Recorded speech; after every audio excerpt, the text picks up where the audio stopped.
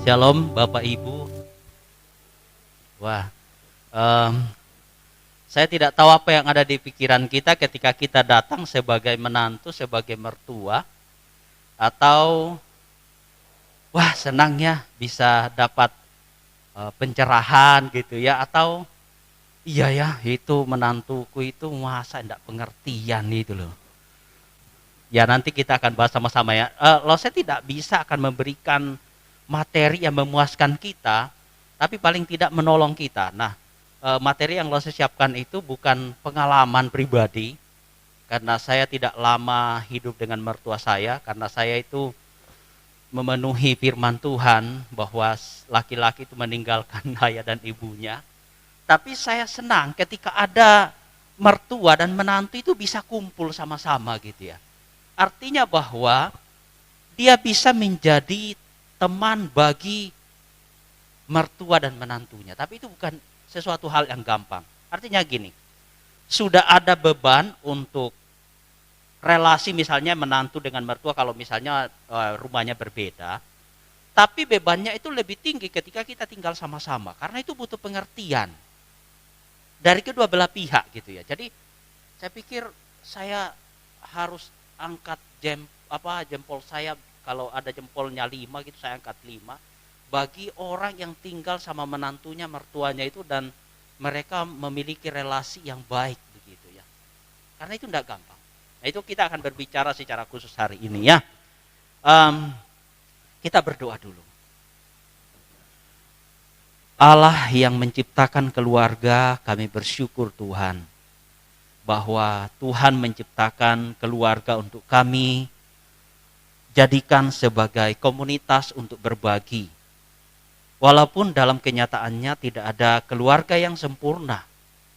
Kami seringkali menemukan kerikil-kerikil di dalam keluarga yang kami bangun. Tetapi Tuhan menolong kami melewati kerikil-kerikil itu. Saat ini kami akan belajar secara khusus Tuhan tentang menantu dan mertua. Biarlah Tuhan menolong kami semua, baik hamba-Mu yang menyiapkan materi hari ini, juga setiap kami yang mendengarkan. Supaya kami sungguh-sungguh diberkati dan paling tidak diberikan kekuatan, pedoman untuk menjadi mertua dan menantu yang baik. Kami siap mendengarkan firman-Mu Tuhan. Di dalam nama Tuhan Yesus kami berdoa. Amin.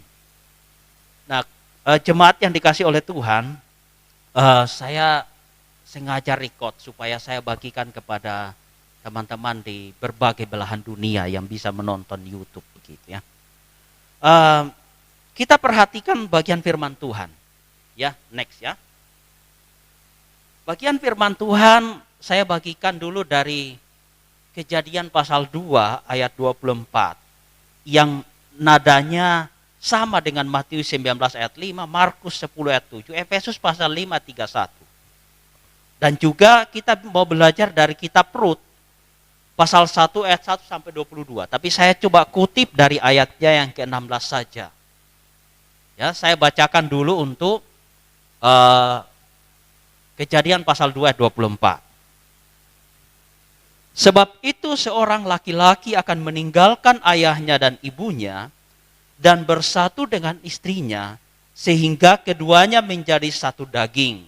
Ya perhatikan ya Bapak Ibu, bahwa ketika kita menikah, makanya biasanya kalau saya konseling pranikah, saya biasanya tanya kepada kedua mempelai itu, suami dan istri, calon suami istri, ketika kalian habis menikah, apakah tinggal sama mertua atau tidak? Jadi kalau misalnya mereka bilang, kami akan tinggal sama mertua, saya selalu katakan bahwa itu tidak gampang. Makanya firman Tuhan ketika berkata laki-laki akan meninggalkan ayah dan ibunya itu, ada makna tertentu bahwa hidup bersama dengan mertua atau orang tua itu penuh dengan pergumulan berat. Itu memikul salibnya itu 2 kali lipat. Tapi kalau kita sanggup lakukan ya puji Tuhan itu ya, berarti kita orang yang paling hebat di dunia. Nah, di bagian yang lain dalam Rut pasal 1 ayat 16, ini Rut ini menantu yang baik. Dan ini adalah menantu yang memang menjadi patokan kita hari ini, dan juga Naomi itu adalah mertua yang baik. Di sana dikatakan, tetapi kata Rut, janganlah desak aku meninggalkan engkau dan pulang dengan tidak mengikuti engkau. Sebab kemana engkau pergi, ke situ jugalah aku pergi, dan di mana engkau bermalam, di situ juga aku bermalam. Bangsamulah bangsaku dan Allahmulah Allahku. Satu komitmen yang bukan hal yang gampang, ya. Bapak, Ibu, dan saudaraku yang dikasih oleh Tuhan, saya ingin memberikan sebuah pengantar gitu ya. Next ya. Seorang menantu berkata begini, mertuaku itu galak banget, kejam, kayak macan begitu ya. Ya, siapa di sini yang pernah jadi menantu lalu melihat mertuanya begitu? Nggak ada ya? Nggak ada yang mau ngaku maksudnya. Ya. Lalu seorang mertua itu katakan juga gini, menantuku itu tidak punya hati, kayak penjajah gitu loh. Maksudnya kenapa kayak penjajah itu kan semua yang di rumah itu disuruh kerjakan begitu ya. Jaga cucu lah, cuci bagiannya, pakaiannya menantu, suami, dan bersih-bersih rumah gitu ya. Waduh, sesuatu yang menyedihkan gitu ya. Nah, makanya Bapak Ibu seringkali kalau orang itu mau mantu, biasanya orang itu mengatakan begini, orang tua itu atau calon mertua itu bilang gini, semoga ya saya dapat mantu yang baik, pengertian. Semoga ya anakku ini, entah dia perempuan anaknya atau laki, dapat menantu yang baik. Tapi ada enggak menantu yang baik selama di dunia? Enggak ada. Namanya juga manusia itu penuh dengan kelemahan. Sekalipun seorang hamba Tuhan, belum tentu bisa menjadi menantu yang baik. Ya, saya mau cerita ya, saya pernah salah pengertian sama papa mertua saya, walaupun kami tidak tinggal itu ya, itu kami di Sumbawa. Maksud saya baik gitu ya, tapi saya mau ceritakan bahwa saya selalu bermaksud baik gitu, tapi papa mertua saya itu sangat sayang sama saya. Kalau saya pulang ke Malang itu, saya biasanya dijadikan anak yang paling disayang gitu. Jadi belum sampai di mama mertua saya itu belum sampai di rumah itu sudah dibuatkan kopi begitu ya. Biasa, ya? Iya, pasang bendera, ya. Biasanya Los Erika itu iri gitu. Jadi saya itu sangat disayang begitu ya. Nah, tapi ketika saya sampai di rumah, saya itu tidak pernah tinggal diam. Saya orangnya suka bersih gitu ya. Jadi cuci piring begitu. Bahkan ngepel, nyapu itu saya kerjakan semua gitu. Tapi kalau Loseripka pulang kampung di tempat saya biasanya iri. Karena dia lebih disayang dari papa saya gitu, mama saya. Jadi ya sama-sama ya. Walaupun memang kami tidak pernah tinggal sama-sama gitu ya dengan papa atau mama dan juga mertua saya gitu. Ya saya tidak tahu hati mereka. Tapi ya seringkali memang dalam konteks ini kita ingin belajar lebih kepada mertua dan menantu yang satu rumah. Gitu ya. Walaupun memang kadang-kadang misalnya seorang mertua dan relasinya dengan menantunya itu juga sekalipun tidak satu rumah gitu, biasanya kan seringkali terjadi konflik. Misalnya Bapak Ibu, saya cuma baca cerita ya, saya baca buku aja gitu, bukan pengalaman gitu ya, bukan pengalaman langsung. Biasanya mantunya itu sedang hamil gitu loh. Jadi mertuanya itu merasa bahwa saya itu sudah punya pengalaman loh. Oh, anak saya waktu lahir itu harusnya kamu pelihara begini. Nah, sementara mantunya itu punya pengetahuan juga tentang merawat bayi. Akhirnya terjadi loh, itu mantu saya tak kasih tahu untuk rawat bayi itu selama dalam masa kehamilan itu begini, tapi kok dia melawan gitu loh. Saya ini punya pengalaman, betul punya pengalaman. Tapi mantunya itu juga punya pengetahuan tentang dunia sekarang merawat bayi, akhirnya terjadi pertengkaran begitu.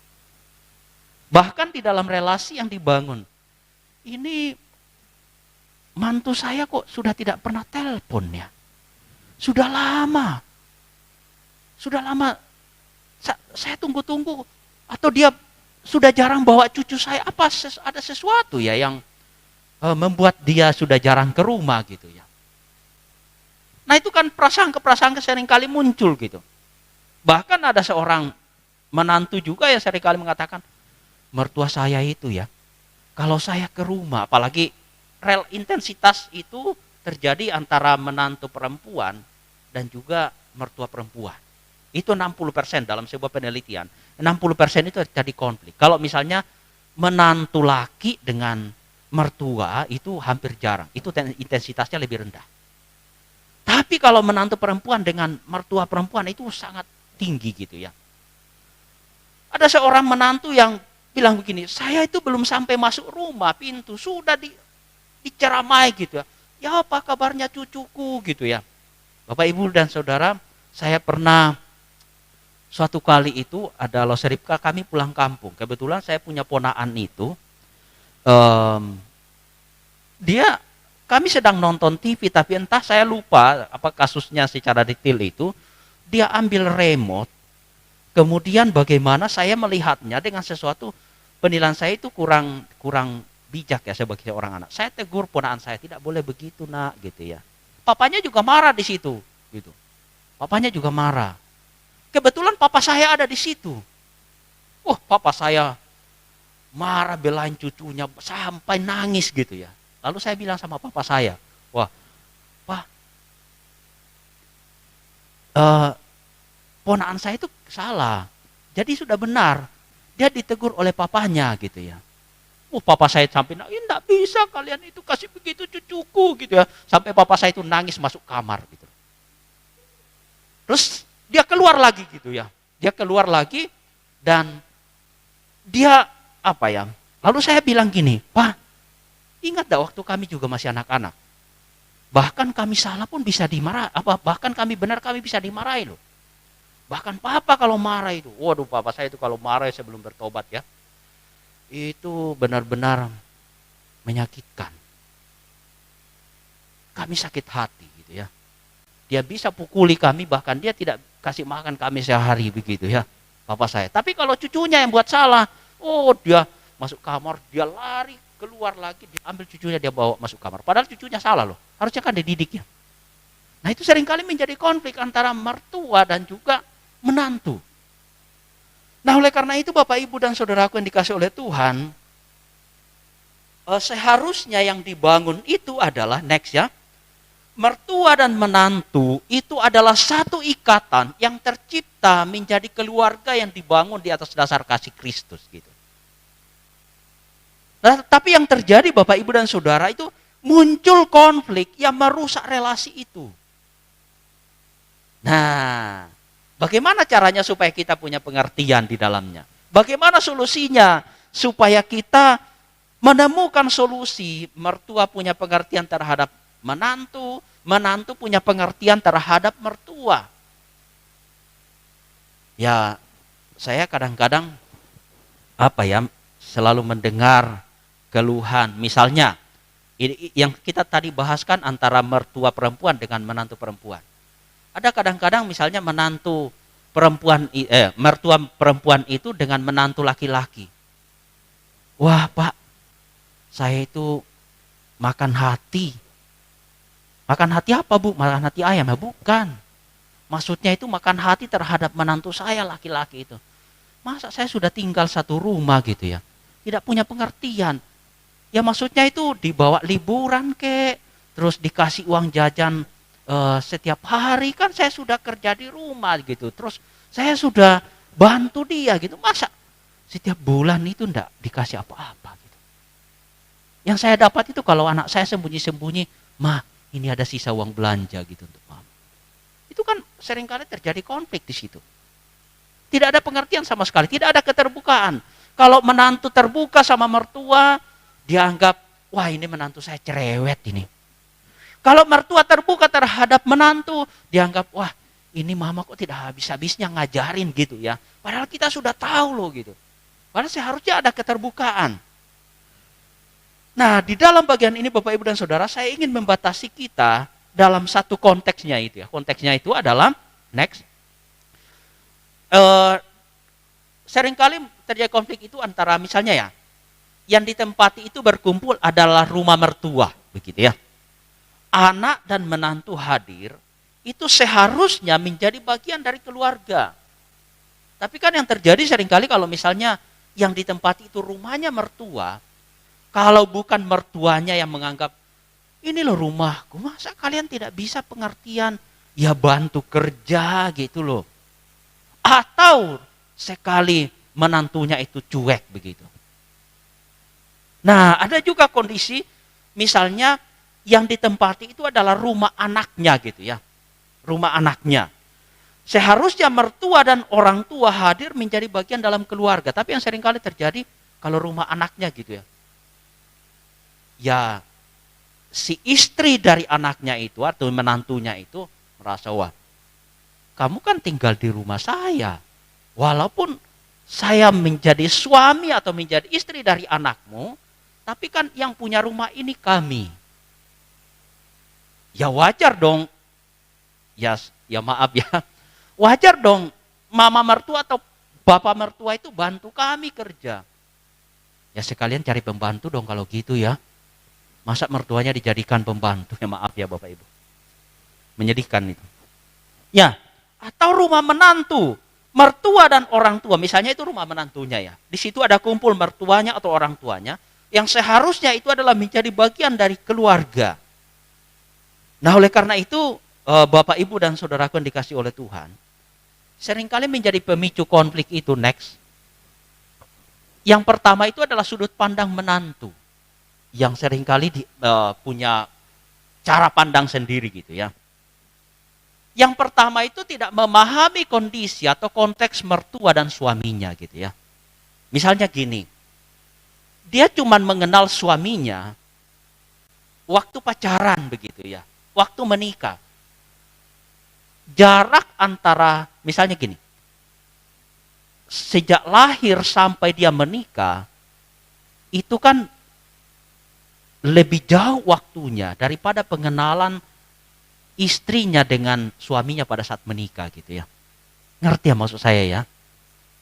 Kalau enggak ngerti kasih tahu ya, soalnya saya kadang-kadang ngomong itu, saya aja enggak ngerti gitu, apalagi orang lain. Bercanda Bapak Ibu.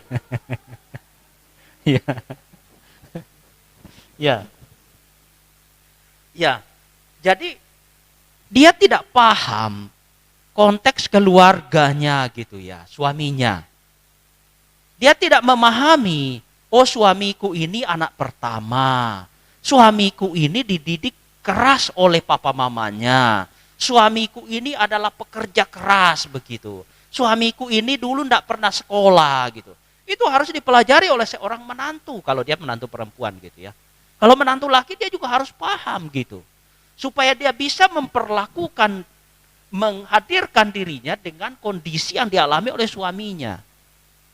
Nah oleh karena itu Bapak Ibu dan Saudaraku, yang seringkali terjadi adalah seorang menantu itu membawa dirinya dalam pola didik yang didapatkan dari orang tuanya.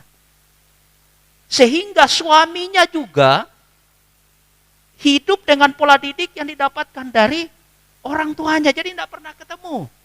Makanya dalam konseling pranikah itu selalu ditekankan bahwa kalau suami dan istri itu sudah menyatu, tinggalkan kebiasaan gitu ya. Tinggalkan pola didik yang lama. Kita memulai disatukan satu daging itu, memulai pola kebiasaan yang baru. Mungkin dulu di rumah papa mamanya seringkali kalau bangun pagi dibuatkan teh, kopi sudah siap, roti di meja begitu ya, tinggal berangkat kerja atau berangkat sekolah. Ketika menikah, jangankan dibuatkan teh kopi, istrinya aja belum bangun. Gimana mau hidup dengan pola yang seperti itu? Kan pasti terjadi konflik.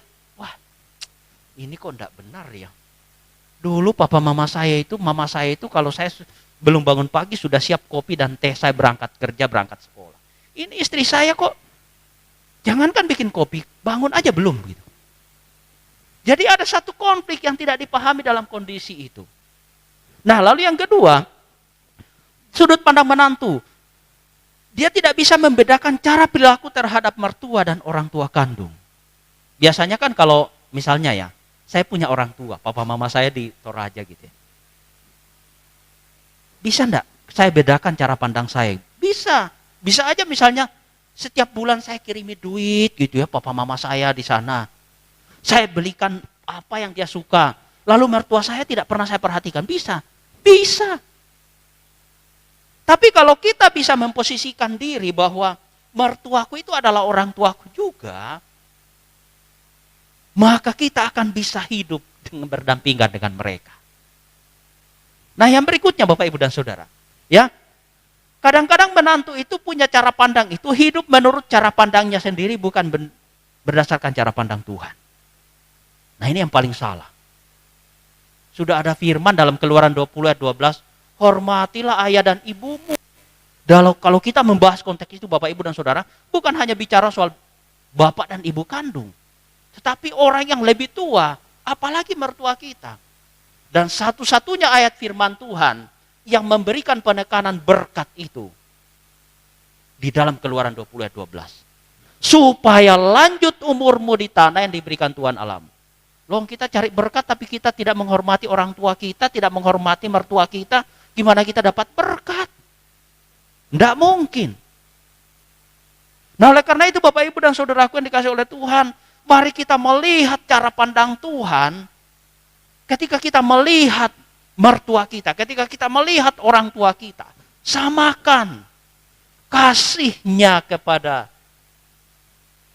menantu kepada mertua itu harus sama. Lalu kita mengasihi orang lain, masa mertua sama orang tua kita tidak kasih? Masa tidak bisa seimbang gitu ya? Nanti kalau sudah jadi mertua juga baru rasa gitu ya. Nah, Bapak Ibu dan Saudaraku yang dikasih oleh Tuhan, kalau cara pandang kita pasti beda. Tapi kalau cara pandang Tuhan, Tuhan itu mengajar kita mengasihi orang lain, menghormati orang tua, kan seharusnya begitu. Nah, yang berikutnya Bapak Ibu, biasanya menantu itu ingin dipahami tanpa memahami mertua. Wah, kalau menantu perempuan, seharusnya itu mertuaku itu pahami saya gitu ya. Padahal dia tidak bisa memahami mertuanya. Seharusnya adalah pahami mertuamu dan sebaliknya mertua juga memahami menantunya. Enak kan Bapak Ibu dan Saudara? Sama-sama ya. Nah, yang berikutnya adalah tidak ada rasa hormat terhadap mertua, orang tua. Nah, ini yang paling bahaya. Bapak Ibu dan Saudaraku, kalau sudah ada rasa hormat terhadap mertua, sama dengan orang tua, maka kita adalah orang yang paling berbahagia. Nah, sebelum kita lanjut sudut cara pandang orang mertua, saya ingin memberikan kuis. Siapa di dunia ini yang paling berbahagia tidak punya mertua? Ada yang tahu? Enggak, maksudnya yang tidak punya mertua. Oh, Hawa, sudah dijawab loh Seripka. Hawa itu paling Hawa itu paling berbahagia Bapak Ibu, karena dia tidak punya mertua. Jadi kan tidak ada yang ngomel, tidak ada. Hawa mau perhatikan siapa mertuanya kan tidak ada gitu ya. Sekedar memicu kita ya untuk bisa semakin semangat. Yang berikutnya, pemicu konflik, sudut pandang mertua. Nah, biasanya begini, yang pertama, mertua itu seringkali memahami menantu seperti memahami anaknya sendiri. Wah, ini kok menantu saya tidak seperti anak saya ya. Anak saya itu, ya karena namanya juga anak kita, pasti pengertian. Tapi kita menuntut menantu kita seperti itu tidak bisa. Dia punya pola hidup yang dulu, cara didik itu berbeda dengan kita. Jadi kita harus pahami bahwa iya ya, menantuku ini kan bukan anakku. Dia tidak sama dengan anakku. Kalau anakku saya belum ngomong, dia sudah mengerti. Tapi kalau menantuku, tak omongin pun belum tentu mengerti. Jadi apa yang kita lakukan? Ya sabar. Di dalam bagian ini saya cantumkan sabar dan berdoa gitu ya.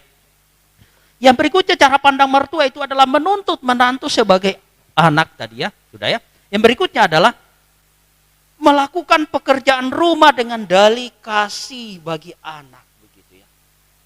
Ya, saya berharap mertua-mertua yang ada hari ini, kalaupun kita mengerjakan pekerjaan di rumah, ya lakukanlah itu dengan sukacita. Kalaupun tidak sanggup ya tidak usah dilakukan gitu ya.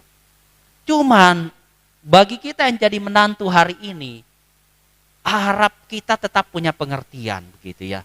Maksudnya masa sampai pemikiran saya begini ya, dari kisah yang saya baca. Bukankah seharusnya mertua itu atau orang tua kita itu kita menjadi bagian dari hidupnya? Masa sampai pakaian kita mau dicucikan gitu. Saya kok kadang-kadang ya mertua yang baik biasanya pengertian. Tapi kalau kita jadi posisi mertua hari ini ya, kalau kita bisa kerjakan itu dengan sukacita ya monggo. Cuman kalau saya dari menantu, kadang-kadang ya maaf ya, saya kok tidak kurang sreg gitu ya. Masa mertua saya tak suruh nyuci gitu ya. Saya biasanya kalau di rumah mertua saya bapak ibu ya, sampai saya nyuci baju pun saya cuci. Ngepel lantai saya ngepel lantai.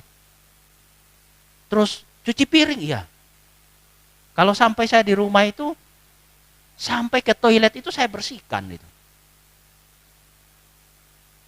Apalagi kalau misalnya saya satu rumah gitu ya. Tapi ya memang saya salut kepada bapak ibu yang satu rumah.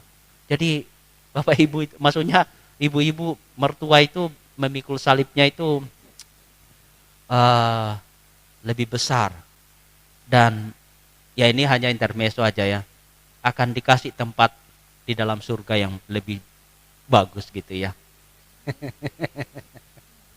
Nah, cuman ya seringkali saya tidak habis pikir gitu ya. Nah, oleh karena itu lakukanlah pekerjaan rumah itu dengan dalih bahwa kita itu mengasihi anak-anak kita dengan sukacita. Kalau kita tidak sanggup kerjakan ya tidak usah dikerjakan. Dan bagi menantu pesan saya sih ya tetap harus punya pengertian gitu ya. Nah, sudut pandang mertua adalah yang berikutnya ada tidak ada keterbukaan terhadap menantu karena sungkan.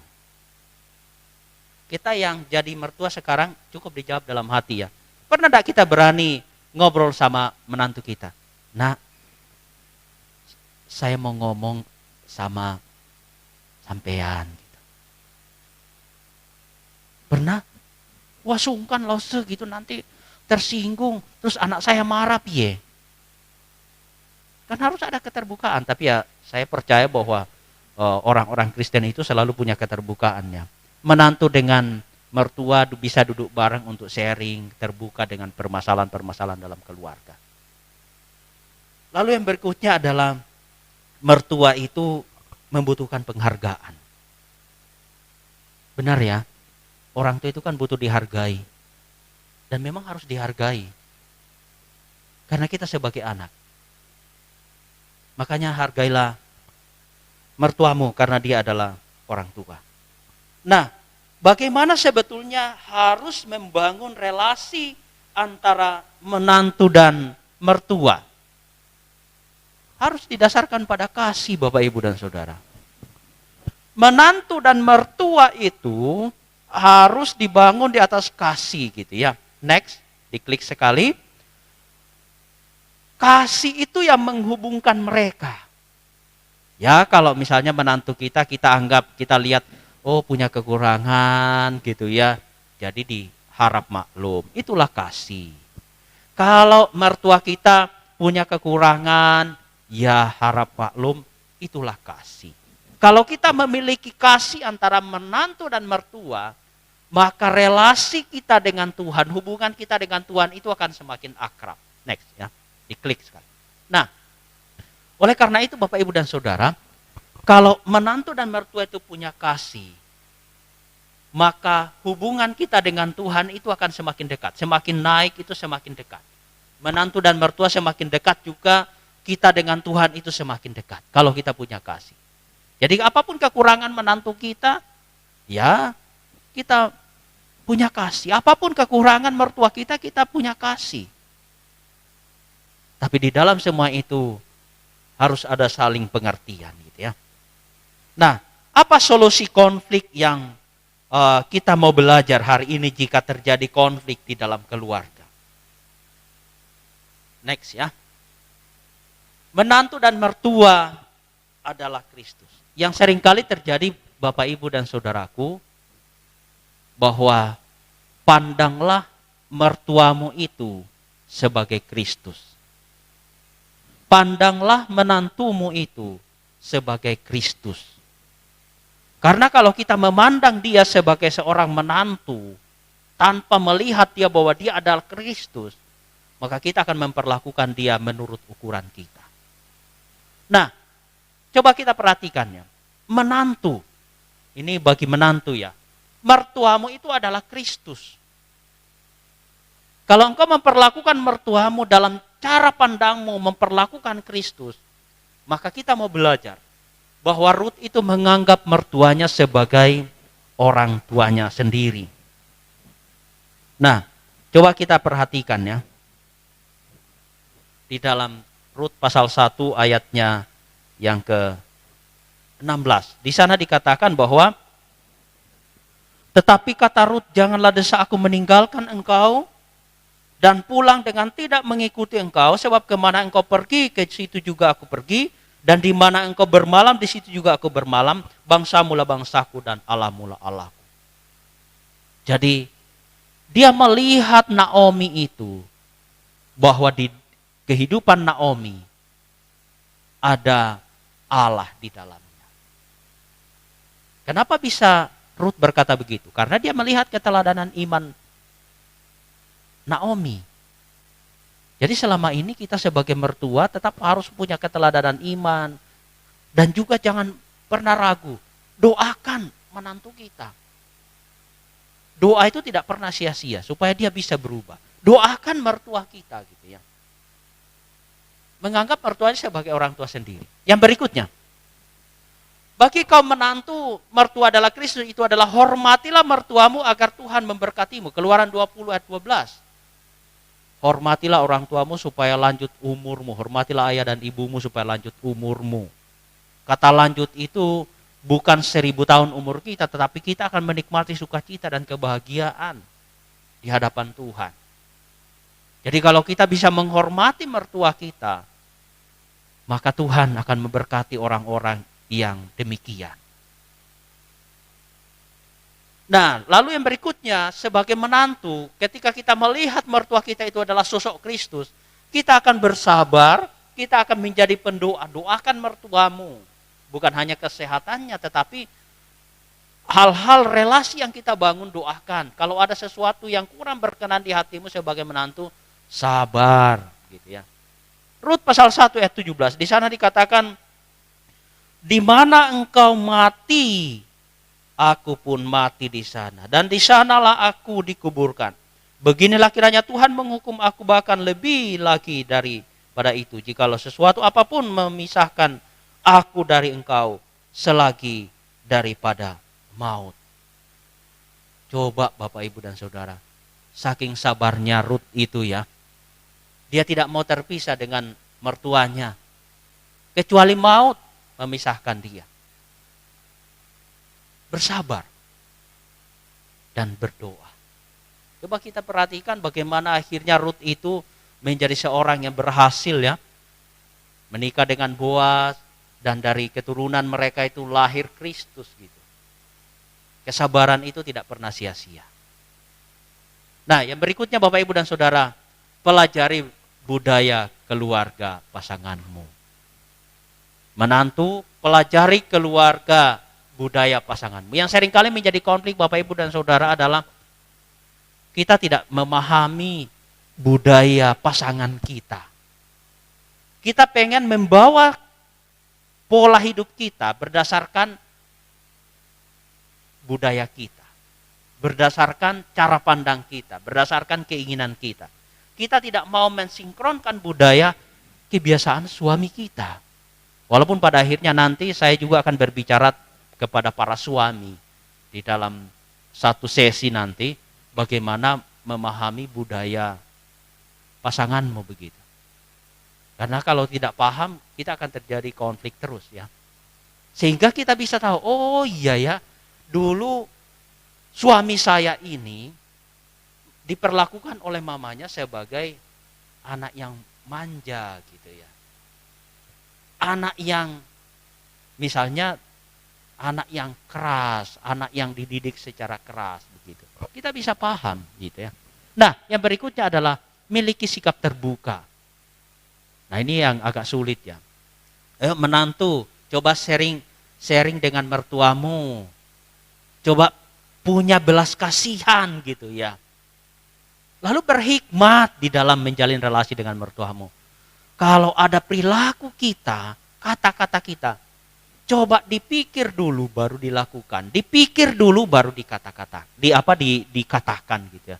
Jangan sampai perilaku kita dan kata-kata kita justru melukai hati mertua kita. Nah, lalu sekali lagi prinsip utama adalah jadikan mertuamu itu sebagai orang tua. Karena ketika kita menghormati mertua kita, ada berkat Tuhan di sana. Yang berikutnya, sebagai mertua, apa yang harus kita lakukan? Menantumu itu adalah Kristus. Kristus di dalam itu, maka lakukan. Naomi itu menganggap menantunya sebagai anaknya sendiri. Ayat 12 kita perhatikan ya. Di sana dikatakan, pulanglah anak-anakku. Pergilah sebab sudah terlalu tua aku untuk bersuami. Pulanglah anak-anakku. Ayat 18, di sana dikatakan bahwa ketika Naomi melihat bahwa Ruth berkeras untuk ikut bersama-sama dengan dia, berhentilah berkata-kata kepadanya. Dia menganggap bahwa Ruth itu anaknya sendiri. Dan dia perlakukan dengan baik. Keteladanan hidup Naomi itulah yang membuat Ruth itu bukan hanya meninggalkan bangsanya, bukan hanya meninggalkan keyakinannya, tetapi dia juga komitmen untuk hidup dan mati bersama dengan mertuanya. Yang berikutnya, melepaskan hak bahwa anak dan menantu itu adalah satu keluarga. Jadi kita sebagai mertua jangan lagi berpikir seperti, wah itu adalah anakku. Seharusnya dia memperlakukan saya seperti waktu masih satu rumah belum menikah. Itu tidak bisa lagi. Karena anak kita adalah milik suaminya, milik istrinya. Bukan lagi milik kita sepenuhnya. Kita hanya tinggal di situ bersama-sama dengan mereka. Walaupun pada akhirnya memang menantu dan anak itu tetap harus punya pengertian apa menjadi kebutuhan mama mertua saya begitu ya. Orang tua saya. Yang berikutnya Bapak Ibu, yang berikutnya berdoa bagi menantu. Doakan mantu kita agar Tuhan yang mengubahkan dia. Hal-hal yang mungkin kita tidak ingin, wah ini kok keliru banget ya gitu ya. Doakan dia. Yang berikutnya adalah miliki batasan-batasan sebagai mertua. Ayat 11, Rut pasal 1 ayat 11. Di sana dikatakan bahwa tetapi Naomi berkata, pulanglah anak-anakku. Mengapakah kamu turut dengan aku? Bukankah tidak ada lagi anak laki-laki yang kulahirkan untuk dijadikan suamimu nanti? Ayatnya yang ke-13. Masakan kamu menanti sampai mereka dewasa, masakan karena itu kamu menahan diri untuk tidak bersuami. Ada batasannya. Dia tidak bisa memaksa Rut dan Orpa untuk ikut bersama-sama dengan dia. Tapi kadang-kadang kan biasanya mertua itu merasa, saya itu lebih berpengalaman, saya ini sudah tua, kok menantu saya tidak mau dengar gitu ya. Kadang-kadang seperti itu. Yang terakhir berikutnya, posisi kita sebagai mertua bersikap terbuka. Nah ini saya ambil dua-duanya. Kalau mertua dan menantu itu bisa terbuka, bisa sharing, punya belas kasihan. Mertua juga punya belas kasihan terhadap mantunya, anaknya. Demikian juga menantu itu punya belas kasihan terhadap mertuanya. Maka hiduplah keluarga itu, maka menyenangkanlah keluarga itu. Maka mertua dan menantu itu pasti seperti Rut dan Naomi, tidak mau dipisahkan gitu ya. Dia akan seperti magnet gitu ya. Maka tidak ada lagi kata-kata tadi itu bahwa menantuku itu seperti memperlakukan saya seperti penjajah. Tidak ada lagi kata-kata bahwa mertuaku itu seperti macan begitu ya. Pasti tidak terpisahkan. Kalau kita bisa terbuka, share, punya hikmat gitu ya. Hikmat itu artinya apapun yang kita pikirkan, apapun yang akan kita lakukan, katakan, dipikirkan matang-matang baru dikeluarkan. Jangan sampai membuat tersinggung menantu, membuat tersinggung mertua. Ada saling pengertian. Yang berikutnya, yang terakhir Bapak Ibu, Ketika kita pulang hari ini, bawalah firman Tuhan hari ini bahwa relasi kita dengan menantu dan mertua itu ada kasih di dalamnya. Mungkin ketika kita menjadi mertua kita merasa, wah ini menantu saya kurang pengertian. Ya, ada kasih di situ yang membuat kita bisa bertahan dalam relasi antara menantu dan mertua. Kalau kita berkata bahwa ini kok mertua saya tidak punya pengertian, atau menantu saya kurang pengertian, maka di situ ada kasih. Jangan sampai kasih itu menjadi pudar. Karena kalau kasih itu pudar, maka kita akan semakin jauh dari Tuhan. Kalau kasih itu ada, maka kita akan semakin dekat dengan Tuhan dan kita akan semakin akrab dengan mertua kita. Coba perhatikan ya, kalau mertua dan menantu itu sama-sama punya kasih dan tujuannya ke Tuhan, maka semakin mengkerucut. Dia akan semakin dekat satu dengan yang lain dan semakin dekat dengan Tuhan. Nah, Bapak Ibu dan Saudaraku yang dikasihi oleh Tuhan, kiranya bagian firman Tuhan ini menolong kita untuk melihat bagaimana kita bisa menjadi mertua yang baik, bagaimana kita bisa menjadi menantu yang baik. Yang seringkali menjadi konflik utama adalah tidak ada keterbukaan antara mertua dan menantu. Kalau ada keterbukaan, kita berani. Dan yang parahnya kalau seorang anak, seorang menantu tidak pernah berani berkata, Ma, Pa, atau Mama, Papa mertua, saya minta maaf atas kesalahan saya. Kalau seorang anak tidak pernah berkata minta maaf kepada papa dan mamanya atau mertuanya, maka jangankan kasih yang lain, dia tidak akan bisa lakukan.